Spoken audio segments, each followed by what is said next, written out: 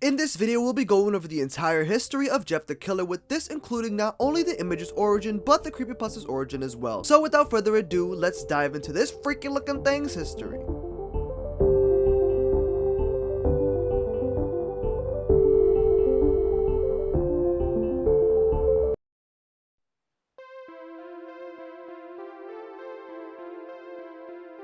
What is a creepypasta? A creepypasta story is basically a spooky, scary story which are mostly written by people online for the purpose of being shared on the internet. It attempts to scare its readers. Some of the famous ones include Slender Man, Herobrine, and Jeff the Killer. According to Google Trends, Jeff the Killer's peak popularity was in 2013, but despite the fact that it declined overall, this story is so infamous that it's pretty much retained its popularity, with said story being consistently searched for till this very day, meaning that there is still a community of people out there who still care about the story. But how is it that Jeff the Killer was able to gain this notoriety, and how was it that the story came to be? August 4th, 2005. On basically the Japanese version of 4chan, the earliest known instance of the Jeff the Killer image being used online was posted. And at least to me, it seemed like it was being used as one of those like uncanny memes, with people sort of clowning on it, saying things like, it looks like something out of a gag manga, and with this level of makeup, even a first year makeup artist at a local TV station would easily win. Now admittedly, some of the things that they were saying could have been lost in translation, since Google Translate ain't the best sometimes. And since the original language of these posts are in Japanese, meaning that the image is most likely of Japanese origin, and we have more evidence to support that with the next instance of the image being posted about a month later. September 10th, 2005.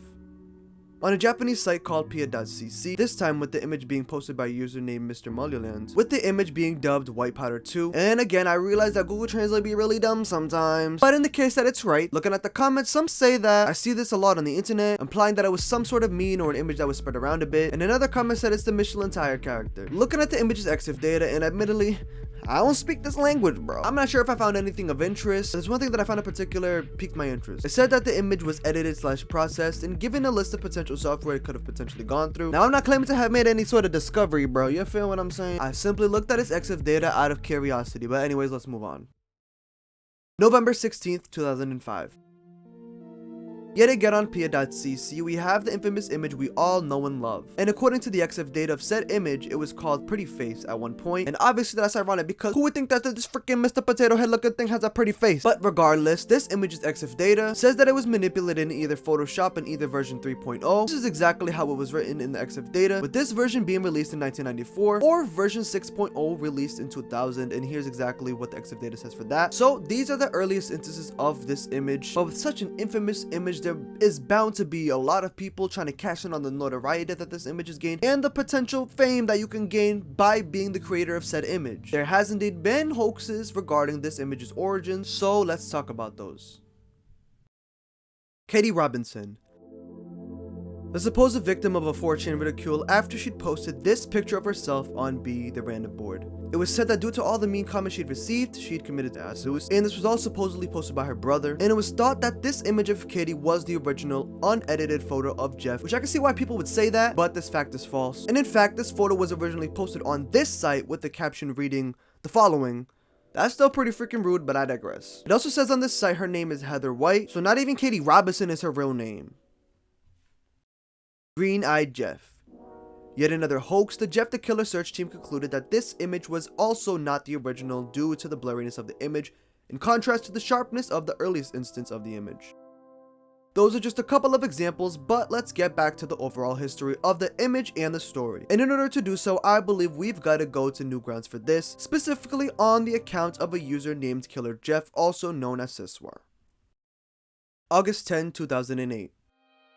This is the original story written by Killer Jeff, but better known as Siswar. Admittedly, I couldn't find the original link to this story, but here's a screenshot from Blame It on George's video about it. Also, here's another image posted 4 days later, simply reading I'm a nice guy, posted by Siswar as well. Now, I'm not gonna go ahead and read the whole entire story for you, but in a nutshell, it's kind of like Bloody Mary. You know how you say Bloody Mary 3 times or whatever in the mirror at night or whatever? Instead of saying that, you say he's in here with me 3 times, but to be honest, he better not be in here with me, because I'll get the holy water real quick and I'll dump it on his head. You feel what I'm saying? After that, he appears to you and starts yelling at you, and from there you gotta compliment him, saying he looks pretty, he should go on the cover of Vogue, he should go to the Met Gala, and he'll go away. In December of 2015, in a now unlisted video made by YouTuber Scared Theater, Seswar was actually interviewed and claimed he had made the image, saying the following, quote, "The picture was made using a white latex mask with some big plastic eyes with red rubber substance that simulated blinking. There was also a black ring around the eyes that were on, covering the exposed red eyelid. After it was made, 2 or 3 pictures were taken and posted, and the rest is history." Stop the cap. Now, I think we can conclude that this is false because of the existence of the White Powder 2 image, and also you can tell on the pretty face image, the black eyes with the white rings around them are clearly slapped on top of the Mr. Potato Head looking eyes. Now, although Seswar might have originally written the story about Jeff the Killer, the image accompanying said story, I don't believe he created. In fact, about a year prior, specifically posted on August 2nd, 2007, a video called NNN Special Broadcast, roughly translated from Japanese. At the 4-minute 11 mark, we see yet another instance of the Jeff the Killer image, specifically the pretty face variant, and this video is a fan-made recreation of a Japanese urban legend similar to the style of other analog horror. But the reason this video was notable is not only because it predates Seswar's story, it was also one of the first instances of Jeff being potentially of Japanese origin, which we found out later is the case because of all the 2005 Japanese threads. But even until 2008, which is the year in Jeff's history we're currently at this point, the Jeff the Killer story hasn't quite blown up yet, so let's fast forward to 2011.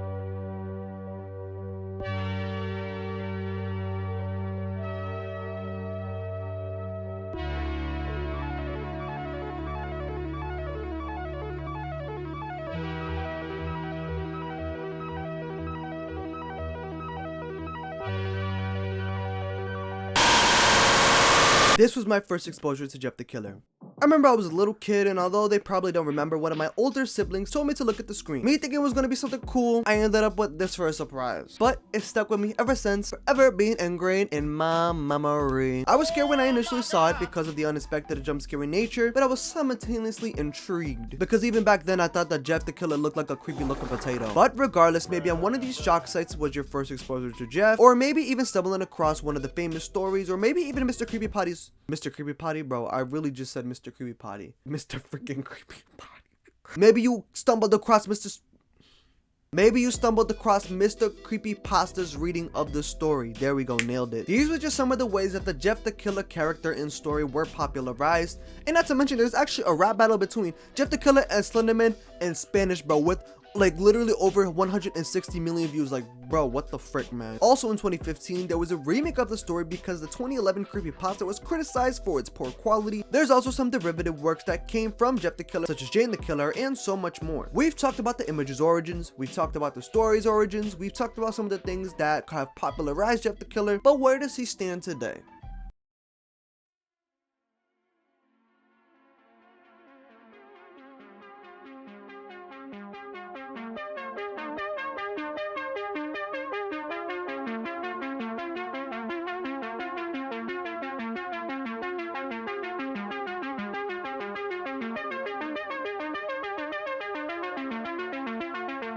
Looking one more time at Google Trends, although searches for Jeff isn't peaking like it was in 2013, due to all of the countless amount of fan art, the many stories on Wattpad, the many shorts filmed on YouTube, I think the creepypasta story is admittedly kinda lame, with said story leaving a lot of room for improvement and for creators to improve upon it, and also create their own interpretations of the story. And to me at least, even more interesting than the story itself is the history and origin of the image, with there being so many videos covering where it came from, and there even being dedicated communities to finding exactly where it originated, since even though there is an earliest instance of the image, we still don't know exactly where it is that it came from, who made it, etc. We don't know the original source of the image, unless the person who took the freaking image actually freaking looks like that.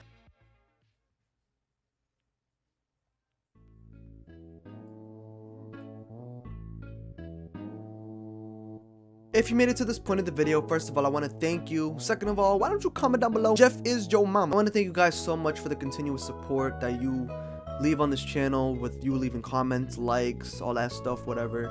Even for you just looking at viewing this video, I'm appreciative of it. Really, like, thank you, bro. Thank you. Literally, thank you, bro. From the bottom of the bowl of my chicken noodle soup filled heart, thank you, bro. I know it don't look like it. I know I may not seem appreciative of you guys, but I really am. I genuinely am.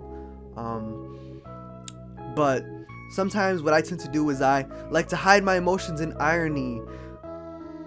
But no, thank you guys, thank you. I don't like all the sappy stuff, so I'm gonna cut it out right now. And I'm gonna just tell you guys to go, you know, follow me on Twitter, Instagram, Patreon, if you want to support the channel, Ko-fi. I got swineneclothes.com if you want to support the channel. But anyways, guys, you're not obligated to do any of that stuff. I genuinely, you just watching this video is plenty. So thank you, and deuces. Until next time, you feel what I'm, bro? I'm like kind of tearing up a little bit. You feel what I'm saying, bro? I'm gonna tear it up a little. All right, let me stop. Let me stop being cringe. Let's end the video. Enough. Listen, friend. When I'm on YouTube, I be like Swanene. Eating my chicken noodle soup just like Swanene. When I hit the nene.